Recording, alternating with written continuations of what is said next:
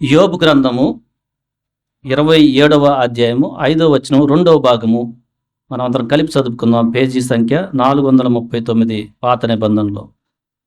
మరణమగు వరకు నేనెంత మాత్రమును యథార్థతను విడువను. యథార్థత అనేది దేవుని యొక్క లక్షణం. అది యథార్థత. కీర్తనలు 18:30వ వచనంలో చదవండి ఒక మాట. 18వ అధ్యాయము 30వ వచనం. అది దేవుడు యథార్థవంతుడు. ఇది దావీదు చెప్తున్న మాట. 25వ కీర్తన 8వ వచనం మొదటి భాగం చదవండి.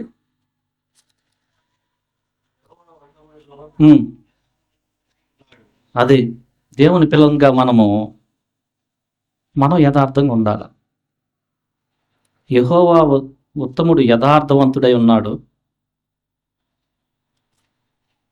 యేసుక్రీస్తులో దేవుని ఆత్మచేత నూతనంగా జన్మించిన మనం యథార్థంగా ఉండాలి.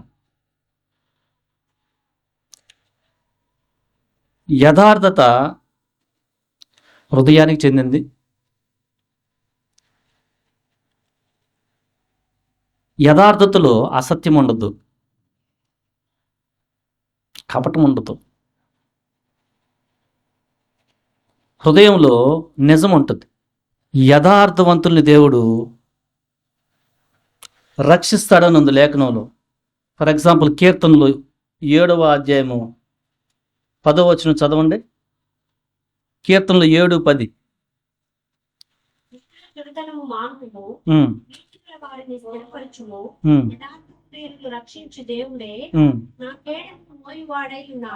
ఇది యథార్థ హృదయాన్ని దేవుడు రక్షిస్తాడు.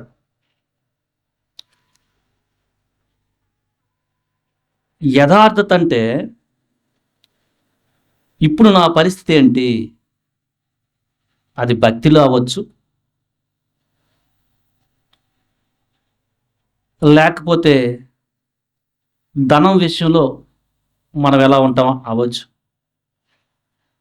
అంటే దానికి గర్వం ఉండదు. ఆ హృదయానికి దీనత్వం ఉంటుంది. లేకపోతే మనకి ఎంత ఉంటే ఎంత చెప్పుకుంటాం. మనకి ఉండే భక్తి ఎంత అయితే ఎంత చెప్పామనుకో, యథార్థత లేనట్టు. యథార్థంగా ఉంటే మనము అంతకంతకు యథార్థతతో ఎదుగుతాం. యథార్థత లేకపోతే దిగజారు. ఇప్పుడు మనం 1వ తరగతి స్టాండర్డ్లో ఉంటే 1లోనే ఉన్నాను ప్రభు, 2కి నన్ను నడిపించు అంటే 2కి ఎదుగుతాం. 1లో ఉండి మనం 10వ స్టాండర్డ్ అనుకొని గర్వంతో హృదయానికి మనం పై మరుపు అలా పూసుకొని ముందుకెళ్తుంటే 1ని కూడా కోల్పోతాం, ఇంకా పాపంలో పడిపోతాం. సో మనకి యథార్థత చాలా ఇంపార్టెంట్. మనకి కీర్తనలో ఒక మాట ఉంది. కీర్తనలు 15వ అధ్యాయం 2వ వచనం చదవండి. కీర్తనలు 15:2.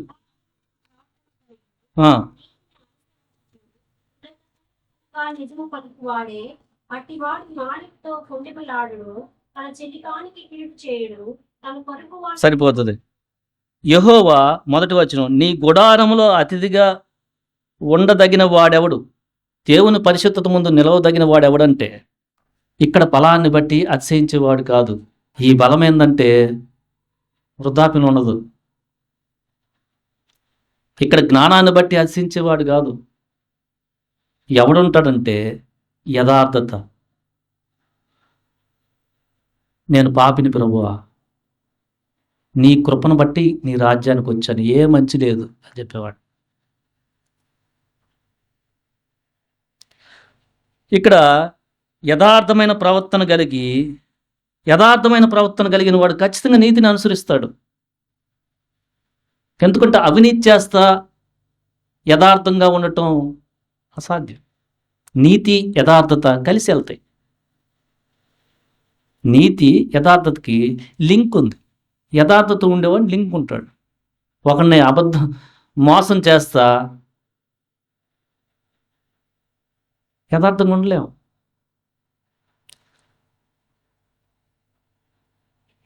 యథార్థత అంటే నేను మోసం చేశానురా అని డాబుగా చెప్పుకునేది కాదు.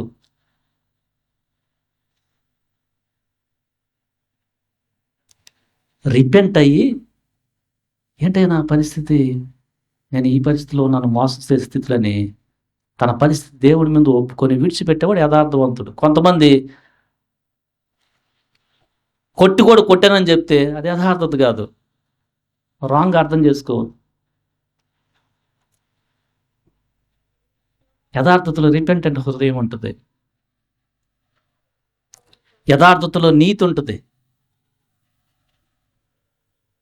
సో మనం రక్షించబడిన మనము చివరి దాకా రక్షణ కొనసాగించాలంటే యథార్థత చాలా ఇంపార్టెంట్. యథార్థత లేకపోతే మొదటి వారు కడపటి వారు అయిపోతారు. శ్రమ వచ్చినప్పుడు తట్టుకోలేరు. శ్రమ వచ్చినప్పుడు మన యథార్థతకి టెస్ట్ జరుగుద్ది, పరీక్ష జరుగుతుంది. యోబు గ్రంథంలో మనం చదువుకున్న మాట, ఆయన జీవితంలో శ్రమ వచ్చినప్పుడు నేను మరణం వరకు కూడా నా యథార్థతని విడువను చెప్తున్నాడు.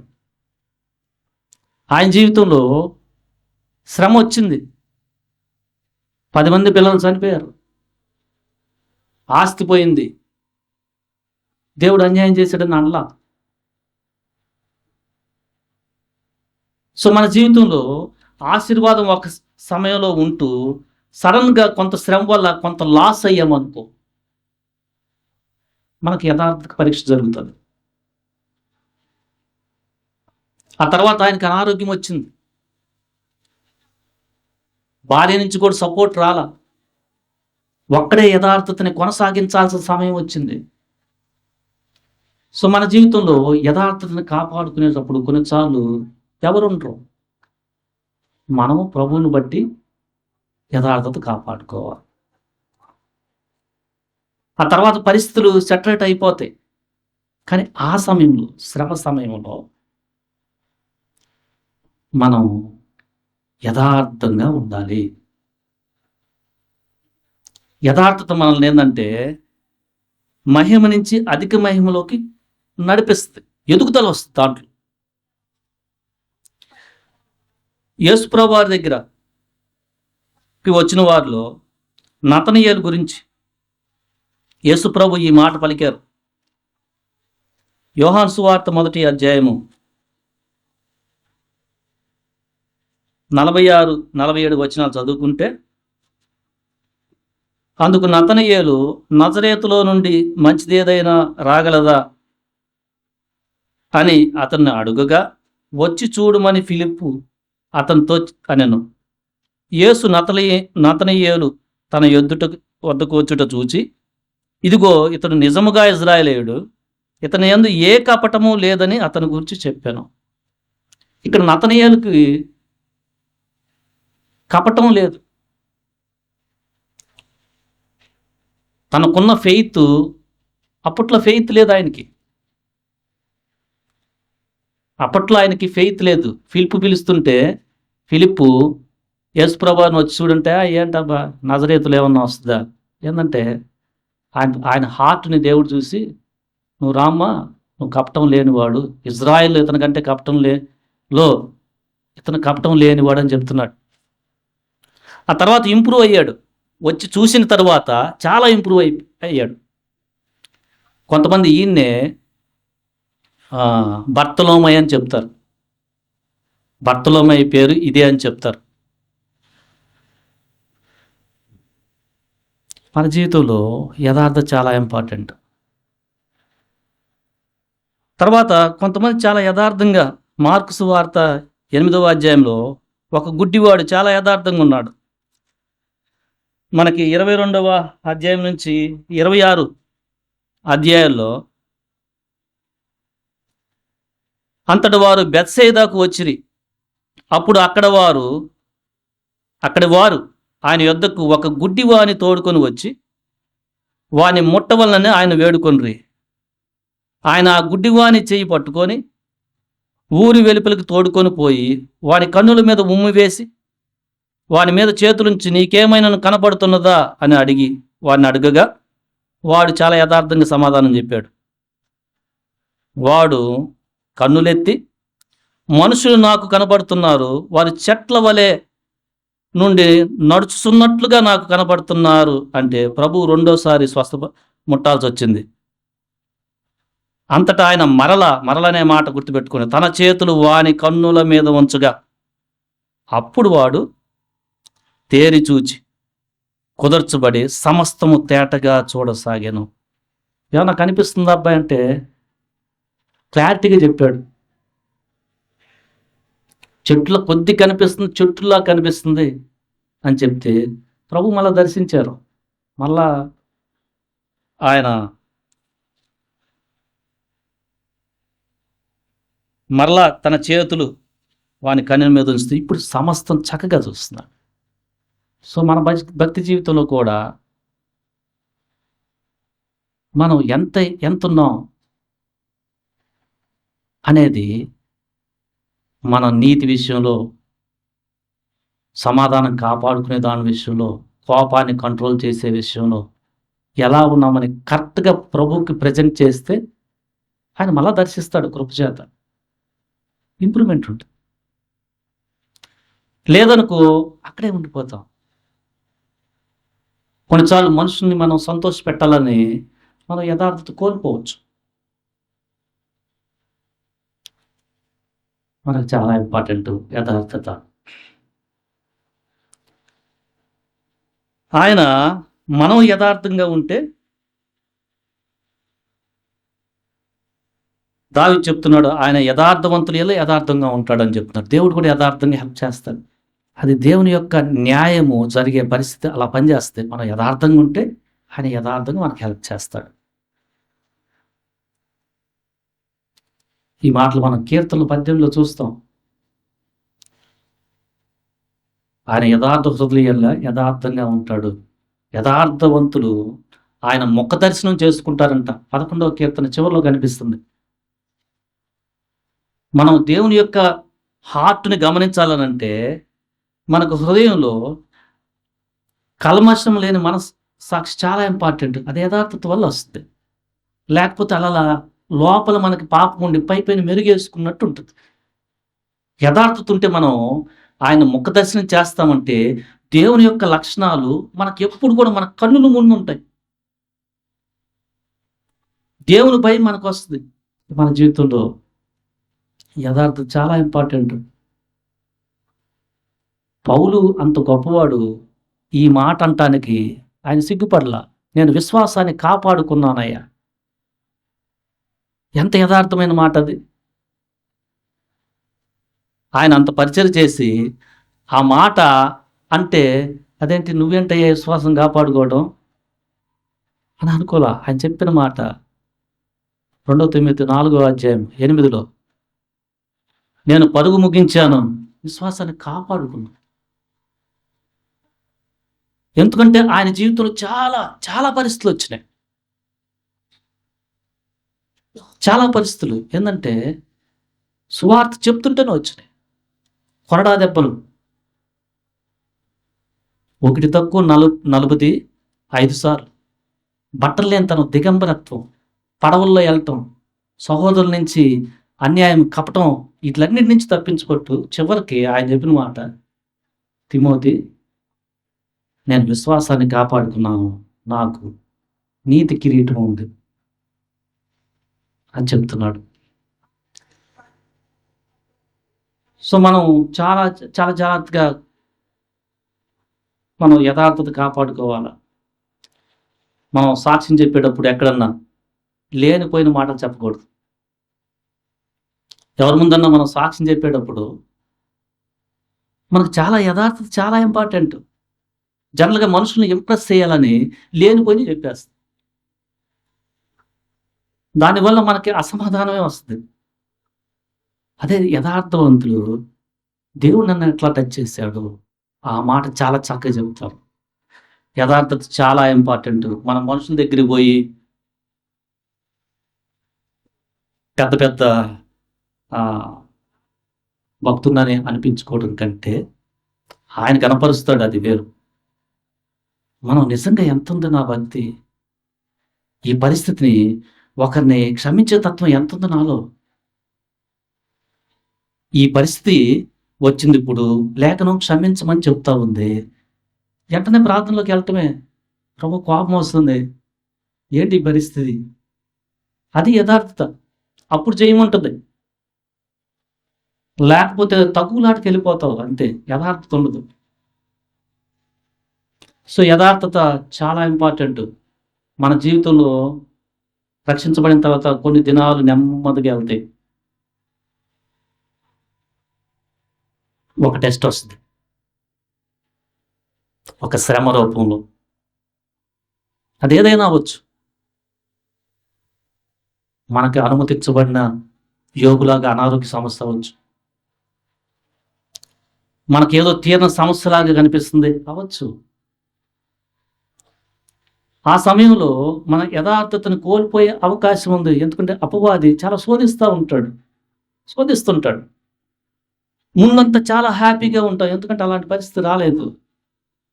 ఆ సమయంలో మనం దీనులమై యథార్థతను కాపాడడం చాలా ఇంపార్టెంట్. తర్వాత ఆ సమయం వెళ్ళిపోద్ది. ఆసా జీవితంలో రెండవ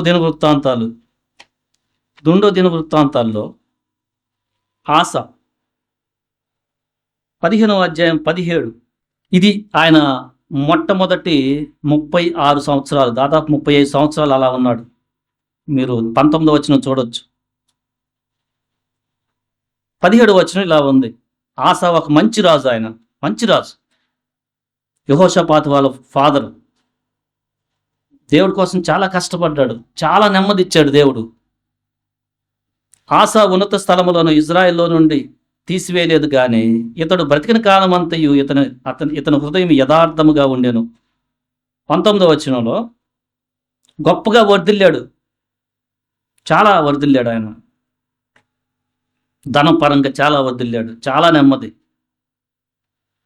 ఆస ఏలుబడి యందు 35వ సంవత్సరం వరకు యుద్ధాలు జరగలేదు. అంటే మనకు విశ్వాస జీవితంలో కష్టం రాలేదనుకోండి. ఇప్పుడు వచ్చింది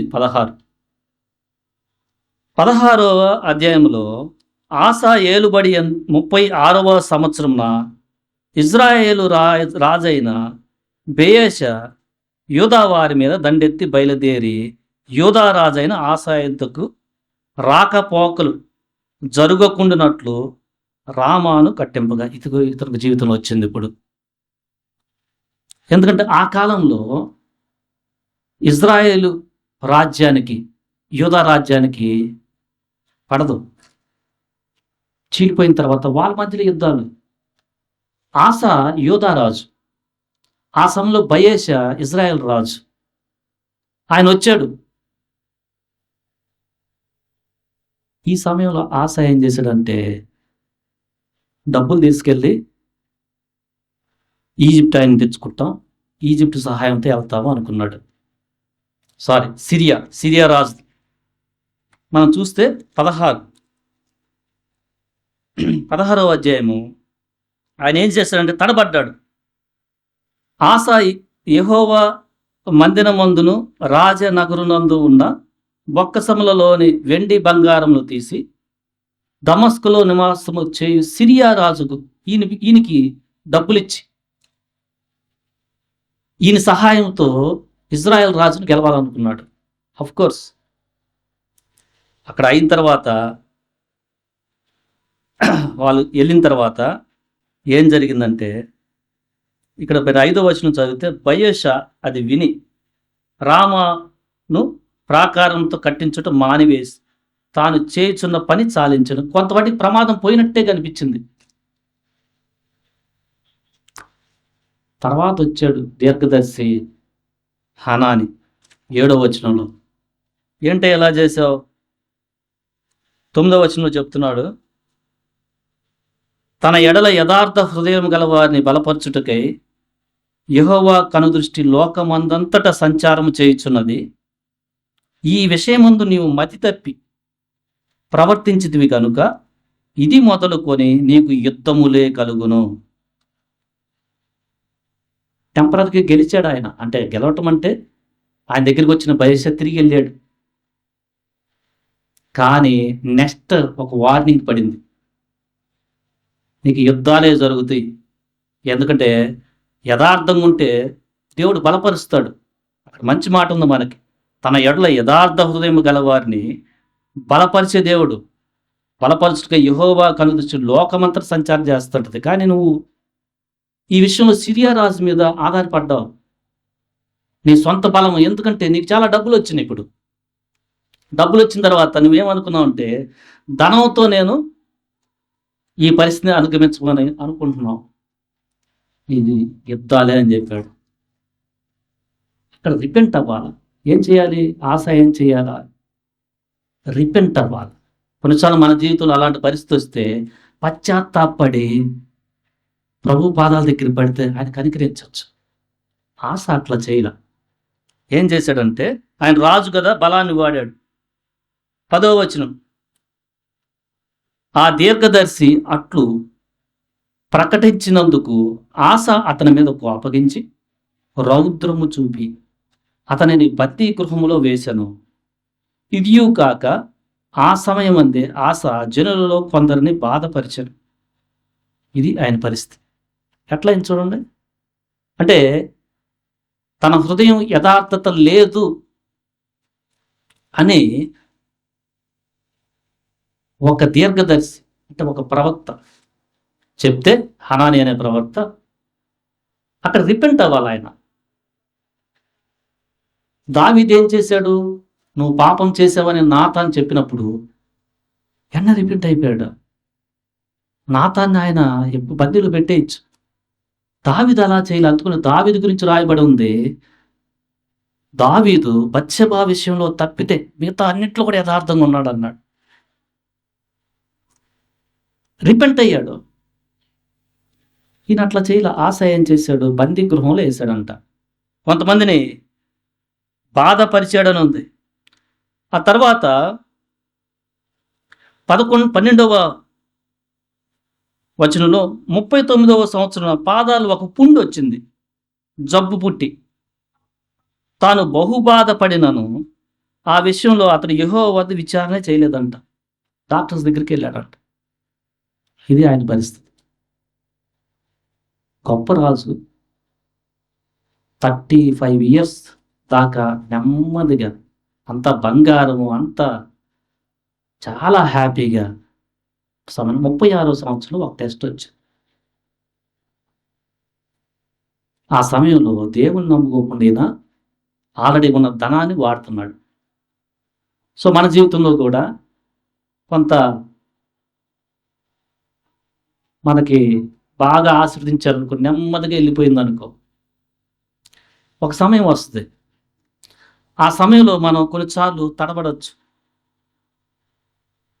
ఎందుకంటే దేవుని నమ్ముకోకుండా మన ధనాలను, మనకున్న ఫ్రెండ్స్ను అటు ఇటు తిరుగుతా అలా చేస్తే దేవుడు చెక్ పెడతాడు. అవకాశం ఉంది.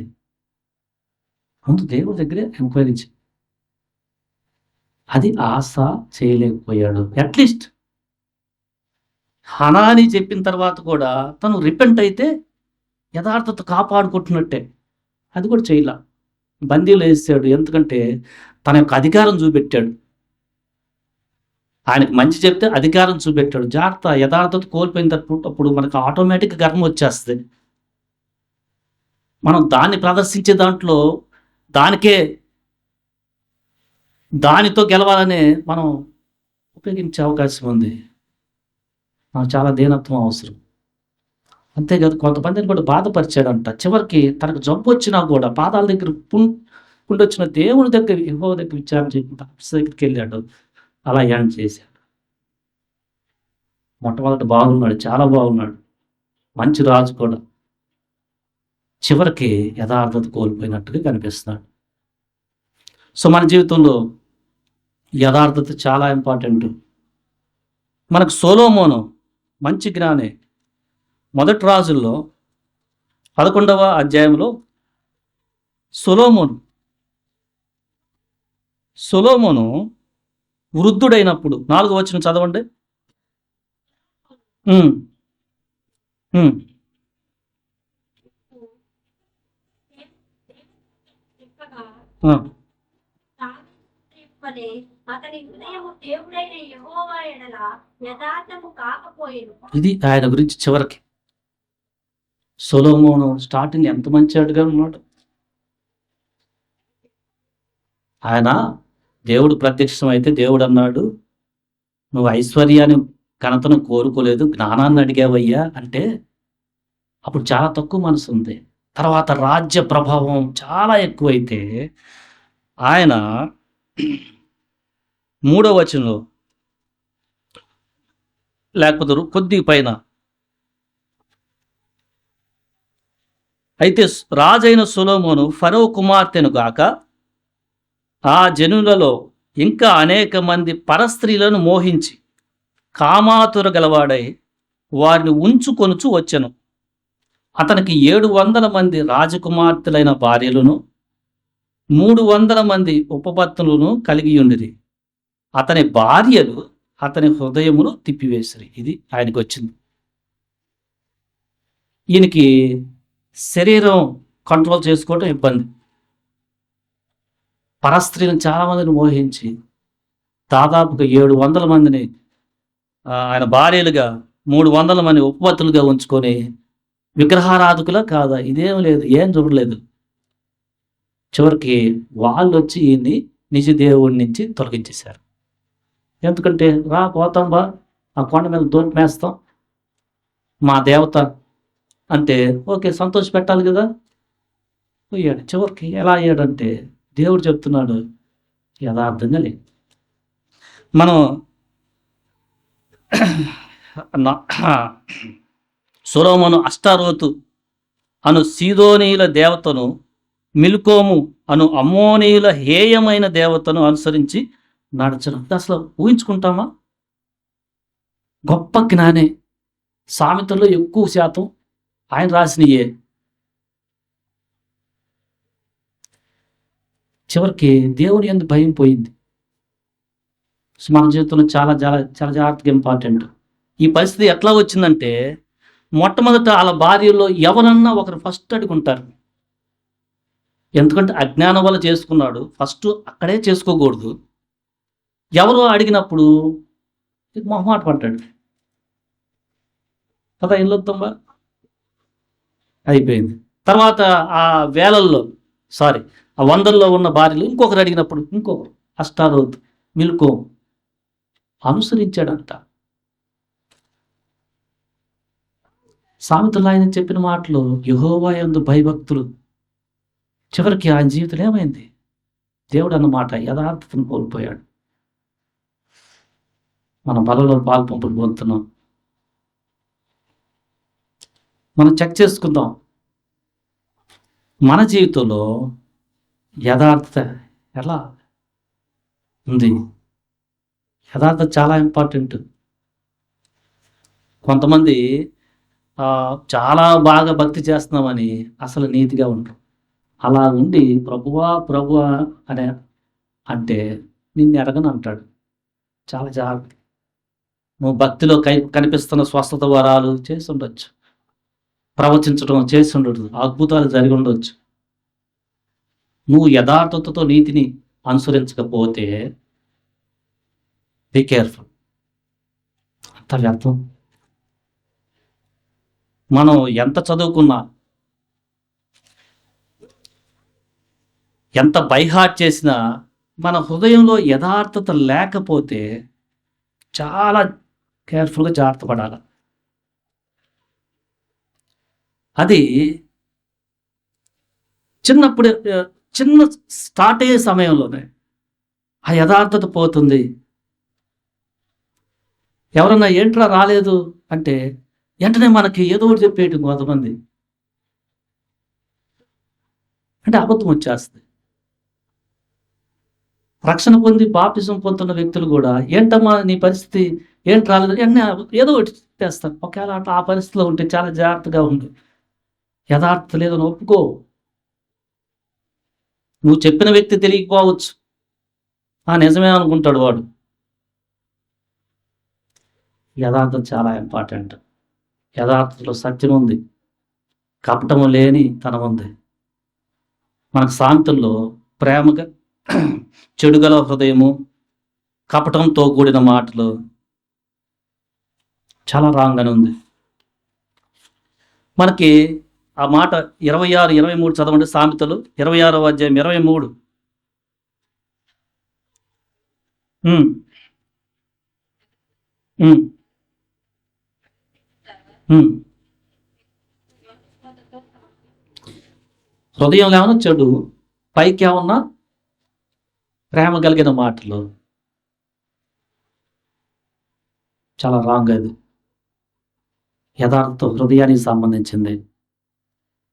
కొన్నిసార్లు మనం ఆ వ్యక్తి బాగుపడతాడంటే గద్దించటమే తనకు మంచిది. బాగానే వెళ్తుందిలేరా, దానికంటే కూడా ఆ వ్యక్తి బాగుపడతాడని ఏంట్రా తప్పులు చేయటం, చాలా జాగ్రత్తగా చూసుకో,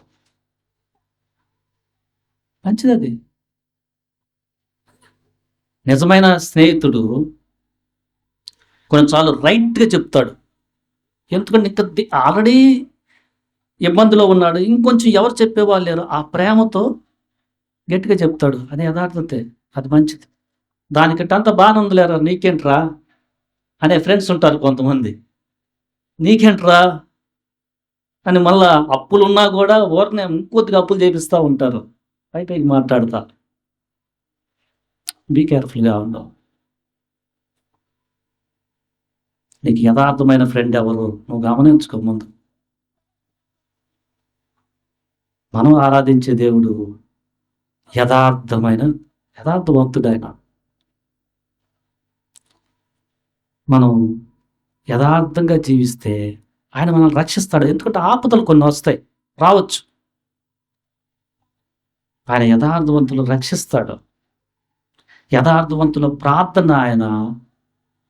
మీరు సామెతలు 15వ అధ్యాయంలో యథార్థవంతుల ప్రార్థన ఆయనకు ఆనందకరము. 8వ వచనం రెండో భాగం. యథార్థవంతుల ప్రార్థన ఆయనకు ఆనందకరం. ఎంత మంచి మాట. యథార్థత లేకుండా మనం ప్రార్థన చేస్తే ఆయన ఆనందించడనేగా. రక్షించబడిన జీవితంలో యథార్థత ఉందా? ఎందుకంటే మనం సంఘంలో ఉన్నప్పుడు కొన్నిసార్లు ఈ లోక మాయల్లో చిక్కుకోవచ్చు. ఎందుకంటే బయటి వాళ్ళకి నేను మంచాడిని అనిపించుకోవాలనే భావం నీలో కలగచ్చు. అది ప్రార్థించే దాంట్లో కూడా విపరీతమైన ప్రార్థన చేస్తూ నీకు యథార్థత లేని తను ఉండొచ్చు. ఆ ఇదిలో పడవాక యథార్థతతో విపరీతంగా చక్కగా ప్రార్థన చేయి. యథార్థత చాలా ఇంపార్టెంట్. అది అవతల వానికి సత్యం చెప్పడంలో ఒక టెస్ట్ బయటపడుద్ది. మనం నీతిగా ఉండే విషయంలో బయటపడుద్ది. మనం న్యాయంగా ప్రవర్తించే విషయంలో బయటపడుద్ది. ఎందుకంటే మనకు హృదయానికి తెలుస్తుంది, దేవుడికి తెలుస్తుంది. ఏంటంటే దేవుడు హృదయ అంతరింద్రియాలని పరిశీలించే దేవుడు ఆయన. యోగు చాలా యథార్థంగా ఉన్నాడు. ఆయన అంటున్న మాట మరణం దాకా కూడా ఎప్పుడన్నాడు ఆ మాట అంటే ఇంకా జబ్బుతోనే చాలా బాధపడుతున్నాడు. ఆ సమయంలో అన్నాడు. దావీదు పాపం చేసిన యథార్థంగా ఒప్పుకున్నాడు. తర్వాత వచ్చే కాన్సిక్వెన్సెస్ నేను చేసిన పాపాన్ని బట్టి వస్తున్నాయి అని మనుషుల్ని ఆయన అనలేదు. తనకు తెలుస్తుంది.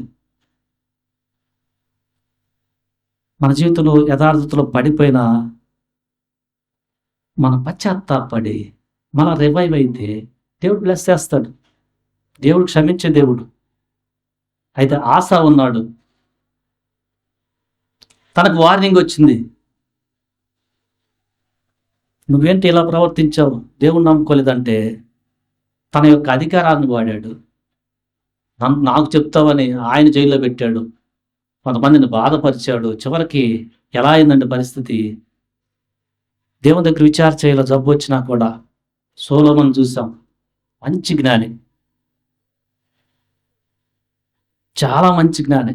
అంటే బైబిల్ మొత్తం బై హార్ట్ చేశారు అనుకోండి, మొత్తం యథార్థత లేకపోతే సొలొమోను జీవితంలో ఏమైంది? నిజదేవుని వదిలిపెట్టి కనానీ దేవతల్ని నడిచాడు, అనుసరించి నడిచాడంట. నా దేవుడు యథార్థవంతుడు, యథార్థ హృదయాలను బలపరుస్తాడు. యథార్థ హృదయాలకు ఆయన కేడంగా ఆశ్రయంగా ఉన్నాడు. మనం యథార్థత ఉంటే భయపడాల్సిన పని లేదు.